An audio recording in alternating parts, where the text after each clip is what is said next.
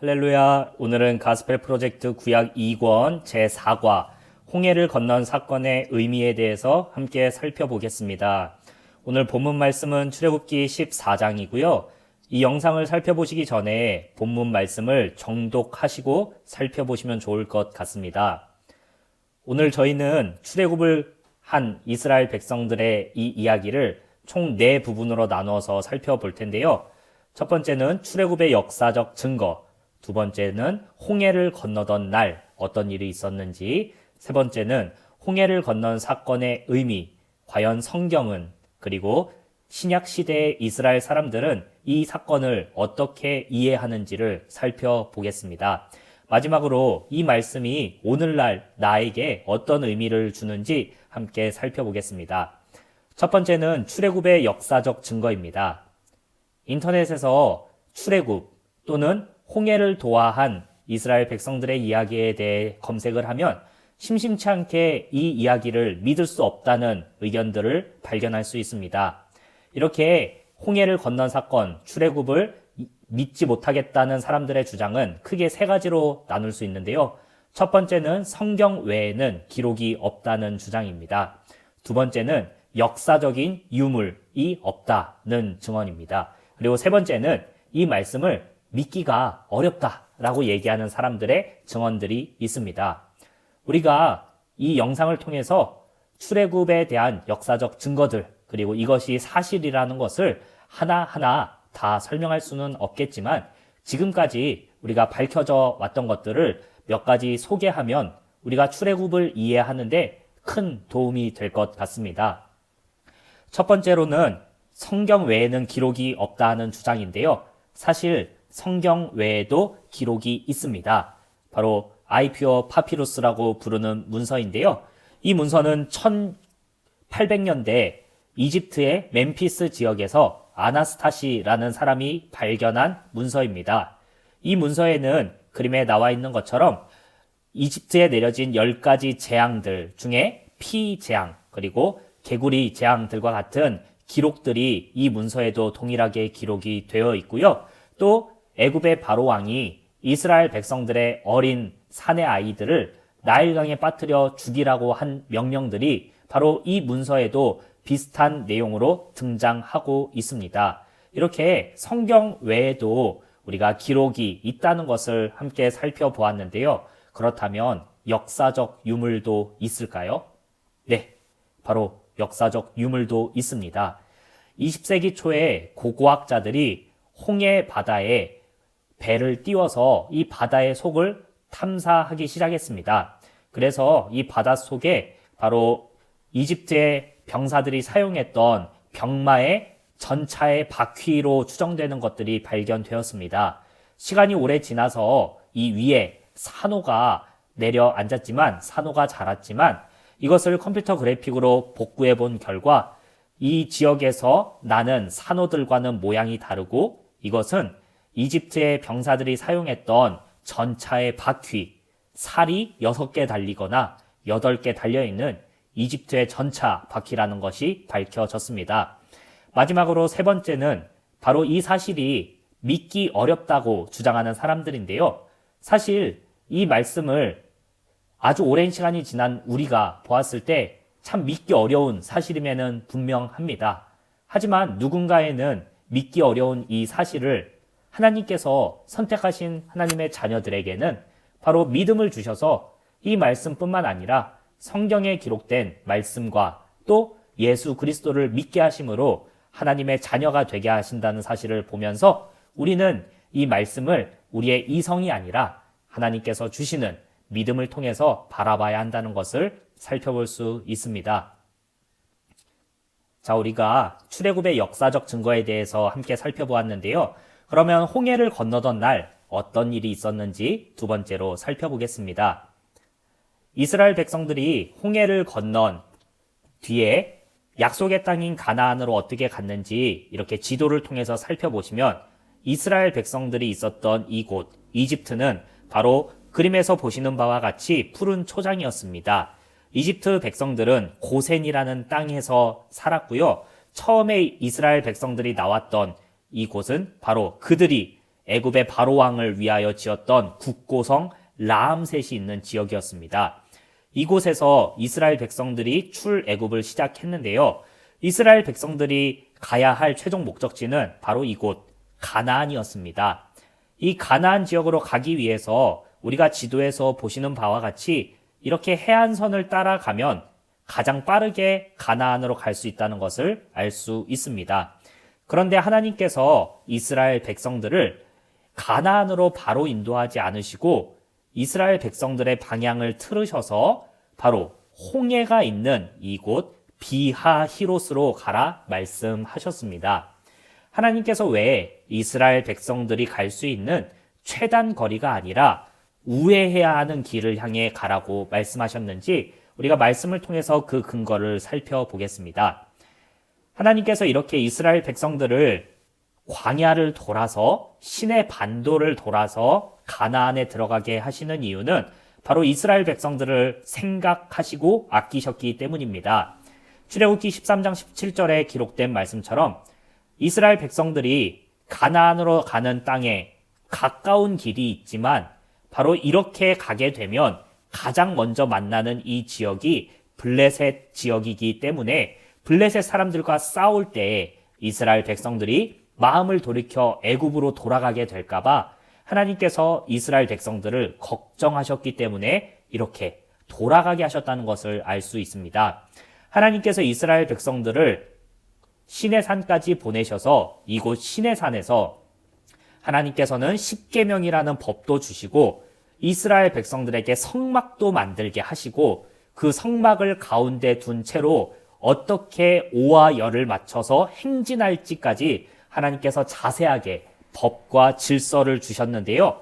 하나님께서 이렇게 이스라엘 백성들을 시간을 두고 훈련시키시고 질서를 갖추게 하신 뒤에 애굽에서 나온 이스라엘 백성들을 가나안에 들어가게 하시려는 것을 우리가 살펴볼 수 있습니다. 그래서 시내산에서 떠난 이스라엘 백성들이 이 광야 생활을 마치고 가나안으로 들어갈 때에도 이곳 블레셋이 있는 지역이 아니라 바로 요단강이 있는 지역까지 이렇게 돌아서 여리고성으로 처음 가나안에 입성하는 것을 보면서 우리는 하나님께서 이스라엘 백성들을 얼마나 아끼시고 사랑하는지를 살펴볼 수 있습니다. 우리가 이스라엘 백성들이 머물렀던 이 비하히롯, 바알스본의 건너편에 있는 비하히롯이라는 넓은 지역에 이스라엘 백성들을 머물게 하신 하나님의 뜻, 왜 하나님께서는 굳이 이렇게 홍해를 건너게 하셔야만 했는지를 출애굽기 14장 18절에서 찾을 수 있습니다. 바로 이스라엘 백성들이 홍해를 건너가는 이 사건을 통해서 애굽 사람들이 하나님을 여호와로 인정하게 될 것이기 때문에 하나님께서는 이스라엘 백성을 향해 홍해를 건너게 하신 것입니다. 하나님께서 이스라엘 백성들이 홍해를 건너게 하신 이 일을 통해서 많은 사람들에게 영광을 받으셨는데요. 먼저 이스라엘 백성들은 홍해를 건넌 뒤에 여호와를 경외했다고 출애굽기 14장 31절에 기록이 되어 있습니다. 그리고 이 사건을 경험한 뒤에 드디어 이스라엘 백성들이 여호와와 그의 종 모세를 믿었다는 고백이 등장합니다. 이렇게 이스라엘 백성들에게만 영광을 받으시고 여호와라 인정을 받으신 게 아니라 애굽의 병사들에게까지도 하나님께서는 여호와로 인정을 받으시고 두려움의 대상이 되었습니다. 바로 이스라엘 백성의 뒤를 따라서 양옆으로 갈라진 홍해 사이로 들어간 애굽의 병사들이 출애굽기 14장 25절에서 이렇게 고백했습니다. 자, 우리가 이 홍해 바닷길에서 도망하자. 여호와가 자기 백성인 이스라엘을 위하여 싸우니 우리가 도망가야겠다라고 고백하는 장면이 바로 출애굽기 14장 25절에서 등장합니다. 그런데 놀랍게도 이스라엘 백성이나 애굽의 병사들뿐만 아니라 이스라엘 백성들이 추후에 들어가게 될 가나안 땅의 사람들까지도 이 날 하나님께서 이스라엘에게 행하신 이 놀라운 역사를 보고 하나님을 여호와로 인정하고 두려워하게 된다는 것을 알 수 있습니다. 여호수아 2장 10절에 보시면 가나안 땅의 여리고 성읍의 성벽에 살고 있던 라합이라는 여인의 고백이 나옵니다. 라합은 이스라엘 백성들이 애굽에서 나올 때 여호와 하나님께서 이스라엘 백성들의 눈앞에 있는 홍해의 물을 마르게 하신 일을 가나안에 있는 우리도 들었다라고 고백을 합니다. 그리고 여호수아 2장 10절 이후에 11절의 말씀에 보면 그 말을 듣고 우리가 간담이 녹았다라는 표현을 하며 이 사건이 이스라엘과 애굽뿐만 아니라 많은 사람들에게까지 전파되면서 바로 하나님께서 유일하신 하나님 여호와라는 것이 영광 돌려지고 또 많은 사람들에게 전해졌다는 것을 살펴보았습니다. 자, 이스라엘 백성들을 따라간 애굽 병사들이 왜 이스라엘을 공격하지 않았는지 우리는 궁금증을 가질 수 있습니다. 이스라엘 백성들에 대한 기록은 출애굽기에서 보면 장정만 60만 명에 달하는 사람이 나왔다고 합니다. 그럼 아이와 또 어른들까지 다 포함하고 여인들까지 포함하면 정말 많은 행렬이었을 것입니다. 거기에 짐승들과 또 많은 짐들과 보석들을 갖고 나왔으니 그 행렬이 얼마나 길었을까요? 그런데도 불구하고 왜 애굽의 병사들은 말을 타고 이들을 쫓아왔는데 이스라엘 백성들을 잡지 못하고 그들을 죽이지 못했을까요? 성경 말씀에는 애굽의 병사들이 이스라엘을 공격하지 못한 이유에 대해서 이렇게 두 가지로 설명하고 있습니다. 먼저 출애굽기 14장 20절에는 이스라엘 백성들이 서 있는 곳에는 빛이 있어서 이스라엘이 홍해 바다를 건널 수 있었는데 애굽의 병사들이 있는 곳에는 구름과 흑암이 있어서 애굽의 병사들이 이스라엘에게 가까이 하지 못하였다고 기록하고 있습니다. 두 번째는 이스라엘 백성들의 행렬을 따라서 홍해 바닷길로 애굽의 병사들로 들어왔는데 그들이 이스라엘 백성들을 공격하지 못한 이유입니다. 바로 여호와께서 애굽의 병사들을 어지럽게 하시고 그들의 병거 바퀴를 빠지게 하시고 벗겨지게 하셔서 애굽의 병사들이 이스라엘 백성들을 잡지 못했다라고 기록이 되어 있습니다. 자, 이렇게 우리가 홍해를 건너던 날 어떤 일이 있었는지에 대해서도 살펴보았는데요. 세 번째로 그렇다면 성경은 홍해를 건넌 이 사건을 어떻게 이해하고 설명하는지를 살펴보겠습니다. 먼저 신약 성경에서 이 홍해를 건넌 사건은 죽었다가 살아난다는 개념으로 이해하고 있는 것을 우리가 고린도전서 10장의 말씀을 통해 살펴볼 수 있습니다. 구약 시대에 홍해를 건넌 사건, 또 비슷한 사건으로는 창세기 17장에 아브라함에게 명령하신 할례 등의 사건은 죽었다가 살아나는 개념으로 이해되었습니다. 그리고 이 사건은 신약 시대에 세례로 이해가 되고 또는 침례로 이해가 되어서 모세와 함께 이스라엘 백성들이 홍해를 건넌 것은 바로 구름과 바다에서 침례를 받은 것이라고 바울이 설명한 말씀을 찾을 수 있는데요. 두 번째로 이스라엘 백성들을 하나님께서 구원하신 이유에 대해서 성경은 무엇라고 증언하고 있을까요? 이스라엘 백성들은 하나님의 구원을 받기에 합당한 자들이 아니었습니다. 출애굽기 14장 11절에 이렇게 기록이 되어 있습니다. 우리가 애굽에 매장지가 없어서 광야에까지 나와서 죽어야 하냐라고 모세에게 원망하는 이스라엘의 말들입니다. 또 하나님께 이렇게 원망했습니다. 차라리 광야에서 죽느니 애굽을 섬기는 게 낫겠다. 애굽의 노예로 지내는 게 낫겠다고 이스라엘 백성들이 얘기했습니다. 분명 이전에 이스라엘 백성들은 애굽에 하나님께서 내리신 10가지 재앙을 보았는데도 불구하고 이렇게 하나님을 원망하는 것입니다. 그럼에도 불구하고 하나님께서 이스라엘 백성들을 구원하시는 이유는 바로 이것 때문입니다. 아브라함에게 주신 약속을 하나님께서 지키시기 위함이었는데요. 창세기 15장 13절에서 14절에 하나님께서 아브라함에게 많은 자손을 주실 것이라고 약속하신 뒤에 이렇게 또한 약속하셨습니다. 아브라함아, 너의 자손들이 이방에서 나그네로 400년을 지내고 그곳에서 나올 것이다. 그런데 그곳에서 나올 때 내가 그 이방을 심판한 뒤에 너의 백성들, 너의 자녀들이 그 땅에서 나올 때에는 많은 보물을 갖고 나올 것이라고 하나님께서 약속을 해주셨습니다. 바로 이스라엘 백성들이 구원을 받은 이유는 하나님께서 아주 오래전 아브라함에게 주셨던 약속 때문이라는 것을 우리가 말씀을 통해 살펴볼 수 있습니다. 그렇다면 여러분, 이 말씀이 오늘 나에게는 어떤 의미가 있을까요? 마지막으로 이 말씀이 나에게 주는 의미를 살펴보겠습니다. 이스라엘 백성이 구원을 받은 것은 하나님께서 아브라함에게 주셨던 약속 때문인 것처럼 내가 구원을 받은 이유는 하나님께서 성경에서 약속하신 바, 계획하신 것 때문입니다.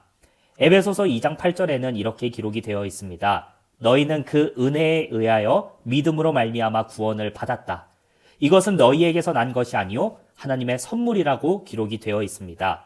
같은 성경인 에베소서 1장 4절에서는 하나님께서 우리를 하나님의 백성으로, 하나님의 자녀로 우리를 구원하시기로 선택하시고 계획하신 것을 세상이 있기도 전, 창세 전이라고 얘기하십니다. 즉 하나님께서 우리를 구원하신 것은 내가 잘나서 또는 내가 하나님을 기쁘게 해드려서가 아니라 하나님께서 나를 선택하시고 나에게 믿음이라는 은혜를 주셔서 내가 하나님을 믿고 예수님을 믿음으로 구원받게 하셨다는 것을 알 수 있습니다. 그렇다면 내가 어떻게 구원을 받게 되었나요? 이스라엘 백성들은 눈앞에는 홍해가 있었고 뒤에는 애굽의 병사들이 있는 죽음밖에 선택할 수 없는 상황에서 그들의 눈앞에 홍해가 갈라짐으로 새로운 길이 열렸습니다.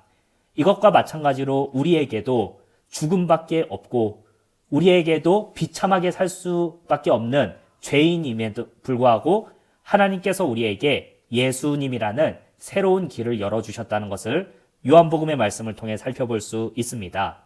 요한복음에서 예수님은 제자들을 향해 내가 곧 길이요, 진리요, 생명이라 말씀하시면서 하나님께서 보내주신 예수 그리스도를 믿음으로 구원을 받고 새 생명을 얻을 수 있다는 것을 우리가 이 말씀을 통해 살펴볼 수 있습니다. 자, 우리가 오늘 총 4가지 부분으로 말씀을 살펴보았는데요. 이 4가지 부분을 간략하게 정리하고 마치겠습니다. 먼저 우리는 출애굽과 홍해를 건넌 사건의 역사적인 증거로 아이피어 파피루스와 홍해 바닷속에서 발견된 이집트 전차의 바퀴의 모양을 한 산호들을 살펴보았고요. 본문을 해석할 때 이스라엘 백성들을 바로 가나안 땅으로 보내지 않으신 이유는 그들이 빠른 길로 가게 되면 블레셋을 마주하게 되는데 그 블레셋과 전쟁하는 중에 이스라엘이 마음을 돌이켜 애굽으로 돌아가게 될 것을 걱정하시고 이스라엘을 염려하셔서 그들을 시내산으로 보내셔서 법을 주시고 질서를 주셔서 가나안으로 가게 하신다는 것을 살펴보았습니다. 그리고 홍해를 건너게 하신 이 사건을 통해서 이스라엘과 애굽뿐만 아니라 가나안에 있는 사람들까지도 하나님을 여호와로 인정하고 하나님께 영광을 돌리게 되었다는 것을 말씀을 통해 살펴보았습니다. 그렇다면 이 말씀이 성경에서 어떤 의미를 갖고 있는지는 우리가 3번째로 살펴보았는데요. 바로 죽었다가 살아난 개념, 구약에서 할례 또는 홍해 사건을 신약 시대에는 세례 또는 침례라고 이해를 한다는 것을 우리가 살펴보았는데요. 이와 같이 이스라엘 백성들은 죽었다 살아나는 경험을 통해 하나님의 자녀가 되었습니다. 우리도 신약 시대에 살고 있는데 우리는 바로 물과 성령과 예수 그리스도의 피를 통하여서 하나님의 자녀로 거듭날 수 있습니다. 새롭게 태어날 수 있게 되는 것입니다. 2번째로 이스라엘 백성들을 구원하신 이유는 이스라엘이 하나님께 원망을 퍼붓고 또 하나님을 믿지 못함에도 불구하고 하나님께서 아브라함에게 주신 약속 때문에 그들이 구원을 받았다는 것을 우리가 성경을 통해 살펴보았습니다.